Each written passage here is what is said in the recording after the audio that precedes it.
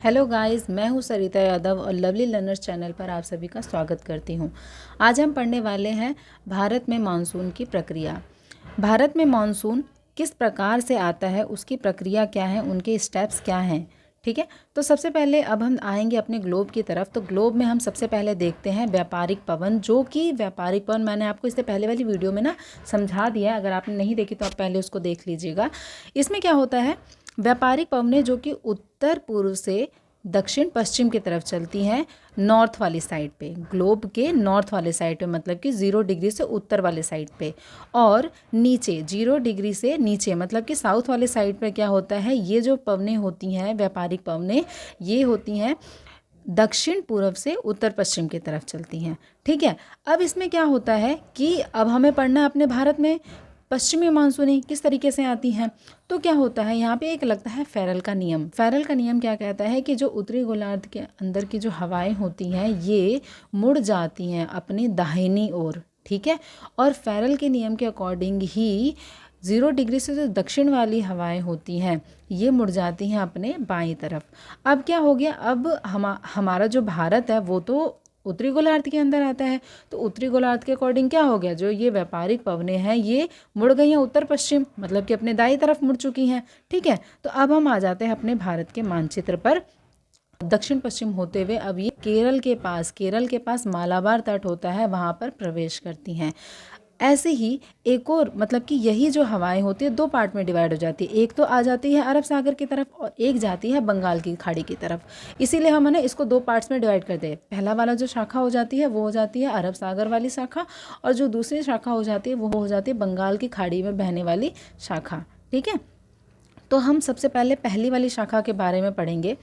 मतलब कि पहले वाली शाखा कौन सी है, अरब सागरीय शाखा। अरब सागरीय शाखा के अंदर क्या होता है, ये तो एक तो है ही ये पहली वाली शाखा, लेकिन इसी अरब सागर की जो शाखा होती है ये 3 पार्ट में डिवाइड हो जाती है, मतलब कि 3 शाखाएं और बनाती है। जैसे कि यहाँ देख सकते हैं, पहली शाखा, दूसरी शाखा, और ये वाली है हमारी तीसरी नंबर की शाखा। ठीक है, पहली शाखा क्या होती है, ये जो पहली शाखा होती है सबसे पहले आती है 1 जून को।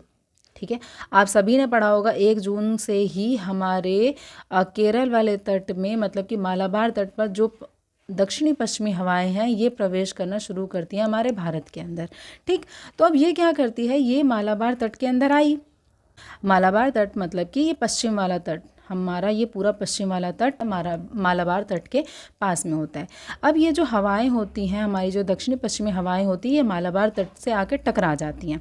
ठीक, मालाबार, ये जो हमारी दक्षिणी पश्चिमी हवाएं होती हैं ये मालाबार तट के अंदर प्रवेश करती हैं, और यहाँ पर कई सारी पहाड़ियाँ होती हैं, जैसे कि नीलगिरी पहाड़ी होती है, और दोदा बेटा हो गया है ना, और कई सारी इसकी छोटी छोटी श्रृंखलाएँ भी पाई जाती हैं। तो ये जो पर्वतों की श्रृंखलाएँ पाई जा रही हैं, पर्वत और पहाड़ियों की जो श्रृंखलाएँ पाई जा रही हैं, इनसे क्या होता है, ये जो हमारी दक्षिणी पश्चिमी हवाएं हैं ये अरब सागर से इन्होंने जो नमी को एकत्रित किया है ये इन पहाड़ियों पर आकर टकरा जाती हैं। अब टकरा के क्या करती हैं, जो नमी इन्होंने एकत्रित की थी उस नमी की वजह से ये कर देते हैं यहाँ पे वर्षा। ठीक, तो मालाबार तट पर होती है जम के वर्षा। ठीक, लेकिन अब हमारा पूरा और भी तो बाकी जो उत्तर वाला पार्ट है, उत्तरी वाला पार्ट होता है, यहाँ पर भी पाई जाती हैं पहाड़ियाँ। ठीक, ये जो पहाड़ियाँ होती हैं ये दक्षिणी वाली पहाड़ियों के कंपैरेटिव में छोटी होती हैं, इसलिए यहाँ पे ना जो वर्षा होती है ये मालाबार तट के अकॉर्डिंग यहाँ पे कम वर्षा होती है, और मालाबार तट पे बहुत ज़्यादा वर्षा देखने को मिलती है। ठीक, तो ये सबसे पहले हमने पढ़ लिया है पहली शाखा, जो कि मालाबार तट के ऊपर बारिश करती है, बहुत ज़्यादा वर्षा करती है। ठीक, अब हम पढ़ते हैं दूसरी शाखा। अब यही वाली जो अरब सागर की शाखा होती है ये आगे की तरफ ऐसे बढ़ती है, और बढ़ते हुए ये नर्मदा नदी और तापी नदी के बीच में से होते हुए छोटा नागपुर पठार की तरफ आगे की तरफ बढ़ जाती है। ये हो गई दूसरी शाखा। तीसरी शाखा क्या होती है, यही वाली अरब सागर से जाने वाली तीसरी शाखा होती है, ये सौराष्ट्र से गुजरात में आने वाला जो पड़ता है सौराष्ट्र, उसके अंदर प्रवेश करती है, और वहाँ से प्रवेश करते हुए ये अरावली पर्वत के समानांतर निकलती है। अरावली पर्वत से टकराती नहीं है, ये ध्यान रखना, अरावली पर्वत के समानांतर निकलती है। इसी वजह से यहाँ पे राजस्थान में गर्मी रहती है, शुष्कता रहती है। अगर टकरा जाती तो यहाँ पे भी वर्षा करती, लेकिन ये टकराती नहीं है, ये समानांतर होकर आगे की तरफ निकल जाती है। इसलिए राजस्थान वाले एरिया में गर्मी होती है, क्योंकि वहाँ पर आर्द्रता की वजह से जो वर्षा होती है वो हो ही नहीं पाई। अब हमने क्या देखा, अरब सागर की शाखा देख ली, जिसके अंदर हमने देखा कि इसकी 3 शाखाएं होती है। पहली शाखा जिसकी वजह से मालाबार तट में वर्षा होती है, दूसरी शाखा जिसकी वजह से नर्मदा नदी और तापी नदी के आसपास वाले एरिया में वर्षा होता है, तीसरी वाली शाखा क्या होती है, तीसरी शाखा जो कि अरावली पर्वत के समानांतर निकल जाती है और इस वजह से वर्षा यहाँ पे नहीं हो पाती है, इसलिए राजस्थान के अंदर शुष्कता रहता है। ठीक है, अब हम आते हैं, पहली शाखा हो गई हमारी अरब सागर की शाखा। अब हम आते हैं दूसरी वाली शाखा की तरफ, जो कि हमारी बंगाल की खाड़ी वाली शाखा। ठीक है, बंगाल की खाड़ी वाली शाखा ये भी होती है दक्षिण पश्चिम वाले साइड से ही आती है, लेकिन अब इसमें क्या होता है, दक्षिण पश्चिम से आ रही है ये हवाएं, ठीक, लेकिन ये क्या करती हैं, तट से टकराती नहीं है, इन तटों से टकराती नहीं है, ये इसके समानांतर होकर निकल जाती हैं। बंगाल की खाड़ी की शाखाओं को 2 शाखाओं में बांट देते हैं, एक तो ये होगी पहली वाली शाखा और ये हमारी है दूसरी वाली शाखा। तो पहली वाली शाखा क्या होती है, ये सबसे पहले आती है बंगाल वेस्ट बंगाल के अंदर प्रवेश करती है, वेस्ट बंगाल के कोलकाता के अंदर। ठीक है, अब ये कोलकाता में आती है और कोलकाता से होते हुए फिर ये बिहार के पटना में, फिर यूपी के इलाहाबाद में और फिर दिल्ली की साइड चली जाती है। अब ये हवाएं क्या हुई, अब इस तरीके से जो इस तरह आगे की तरफ चल रही हैं, मतलब कि हमारे भारत के उत्तरी मैदान की तरफ प्रवेश कर रही हैं, इससे हो क्या रहा है, सबसे पहले ये तो कोलकाता के अंदर आई, यहाँ पे इन्होंने किया सबसे ज़्यादा वर्षा, क्योंकि इन्होंने बंगाल की खाड़ी से आर्द्रता ली है, तो अब कहीं ना कहीं वर्षा तो करेंगी, तो ये जहाँ पे सबसे पहले टकराएगी किसी भी पर्वत पहाड़ी से, वहीं पे सबसे ज़्यादा वर्षा करेगी, क्योंकि नमी है बहुत सारी। तो क्या होता है, ये वेस्ट बंगाल के अंदर कोलकाता में बहुत वर्षा करती है, उसके बाद ये बिहार के पटना में पहुंचती है, थोड़ी इससे कम वर्षा होती है, फिर यूपी के इलाहाबाद में पहुंचती हैं, फिर वहाँ पे थोड़ी और कम वर्षा होती है, दिल्ली तक आते आते बहुत ही कम वर्षा हो पाती है। अब क्या हुआ, इसके आगे कहाँ जाएगी, इसके आगे दोबारा से राजस्थान वाले एरिया में प्रवेश करेगी।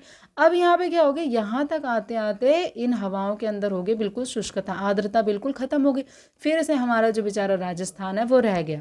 ठीक, यहाँ पे अब दोबारा से वर्षा नहीं हुई। अरब सागर में आपने देखा ना, अरब सागर वाली जो हवाएं थी, जो शाखा जा रही थी, वो अरावली पर्वत के बिल्कुल समानांतर होकर निकल गई थी, इसलिए वहाँ पर वर्षा नहीं हो पाई। अब यहाँ पर क्या हुआ, बंगाल की खाड़ी वाली हवा पहुँची तो सही, लेकिन जब तक वो यहाँ पे पहुँची, यहाँ की उसकी जो आर्द्रता थी वो खत्म हो गई, शुष्क शुष्क रह गई वो। ठीक है, हमारा जो बेचारा राजस्थान था वहाँ पर फिर से वर्षा नहीं हुई। चलिए, अब ये हमारी पहली वाली शाखा कंप्लीट हो गई, बंगाल की खाड़ी की पहली शाखा। अब बंगाल की खाड़ी की दूसरी शाखा की तरफ जाते हैं। ये जो दूसरी शाखा होती है ये कहाँ जाती है, ये ब्रह्मपुत्र घाटी की तरफ जाती है। यहाँ पर आता है मेघालय का मौसिनराम, गारो खासी की अब यहाँ पर आता है अब यहाँ पर आता है मेघालय वाला एरिया। ठीक है, मेघालय वाले एरिया के अंदर क्या होता है, गारो खासी जयंती, ये पहाड़ियाँ होती है ना, इसमें भी आती है खासी, खासी के अंदर मौसिनराम होता है, चेरापूंजी होता है। यहाँ पे क्या होता है, ये जो एरिया है यहाँ पर विश्व की सबसे ज़्यादा वर्षा होती है, वार्षिक रूप में अगर देखा जाए तो विश्व में सबसे ज़्यादा वर्षा होती है। कितनी वर्षा होती है मैं आपको बता देती हूँ, 1080 सेंटीमीटर से ज़्यादा वर्षा होती है, इससे भी ज़्यादा वर्षा, मतलब कि वर्ल्ड में सबसे ज़्यादा वर्षा यहीं पर होती है। ठीक, मेघालय के गारो खासी वाले एरिया में, और वो भी खासी के एरिया के अंदर जो चेरापूंजी वाला एरिया है, मौसिनराम वाला एरिया है, यहाँ पर। ठीक है, यहाँ पर ये सबसे ज़्यादा वर्षा करती है। अब चलिए, अब हमने पहले वाली शाखा पढ़ ली जो कि थी अरब सागर वाली शाखा, दूसरी शाखा पढ़ ली जो कि थी बंगाल खाड़ी की शाखा। ठीक है, अब हमने दोनों शाखाएं पढ़ ली, लेकिन इन दोनों शाखाओं के बाद भी हमारा जो बेचारा तमिलनाडु था ना, ये रह गया। ठीक, अब ये रह कैसे गया, अब ये बताती हूँ। हमारी जब पहली शाखा आ रही थी मालाबार वाली अरब सागर से, ठीक, ये वाला, यहाँ पर भी क्या हुआ था, ये पहाड़ियों से टकराकर केरल के अंदर इसने खूब वर्षा की, तमिलनाडु हमारा तब भी रह गया, यहाँ पर वर्षा हो ही नहीं पाई। क्यों नहीं हो पाई, क्योंकि सारी की सारी वर्षा इसी साइड पे हो गई। अब जब यहाँ से इस तरफ जो हमारा दक्षिणी पश्चिमी जो हवाएं थी वो इस तरफ आई तो सही, लेकिन यहाँ पर इन्होंने अपनी सारी की सारी आर्द्रता खत्म कर दी, यहाँ तक आते ही तो ये शुष्क हो गई, शुष्क हो गई, तो ये तमिलनाडु में इन्होंने फिर से वर्षा नहीं की। ठीक, ये तो हमारी पहले वाली शाखा की कहानी भी। दूसरी वाली जो शाखा थी वो थी बंगाल की खाड़ी, इसने क्या किया, ये तो चली गई पूर्व तट के समानांतर, इन्होंने फिर भी अब ये ना तो यहाँ से टकराई और ना यहाँ पे वर्षा की, तमिलनाडु बेचारा हमारा छूट गया। जैसे यहाँ पर हमारा राजस्थान छूट रहा था ना, वैसे ही यहाँ पर हमारा तमिलनाडु छूट रहा है बार बार। अब लेकिन तमिलनाडु में वर्षा तो होती है, लेकिन वो होती कब है, तमिलनाडु में वर्षा होती है शरद ऋतु के अंदर, ठंड के टाइम पर वर्षा होती है। अब ये कैसे होती है? ये होती है अक्टूबर मंथ में, अक्टूबर से नवंबर वाला जो टाइम होता है ना, इस टाइम पे वर्षा होती है। वो कौन सी वर्षा होती है? यहाँ पर जो वर्षा होती है वो होती है उत्तर पूर्वी हवाओं की वजह से जो होने वाली वर्षाएं होती हैं वो होती है। उत्तर पूर्वी हवाएं जब चलती हैं तब जाके ये पूर्वी वाले तट से टकराती हैं और टकरा कर फिर होती है तमिलनाडु के अंदर बारिश। कब होती है? अक्टूबर से नवंबर वाले मंथ में होती है, शरद ऋतु वाले टाइम पर होती है। कौन सी हवाओं की वजह से होती है? उत्तर पूर्वी हवाओं की वजह से। ये 3 पॉइंट्स होते हैं तमिलनाडु के अंदर। तमिलनाडु के अंदर किस पवन की वजह से वर्षा होती है?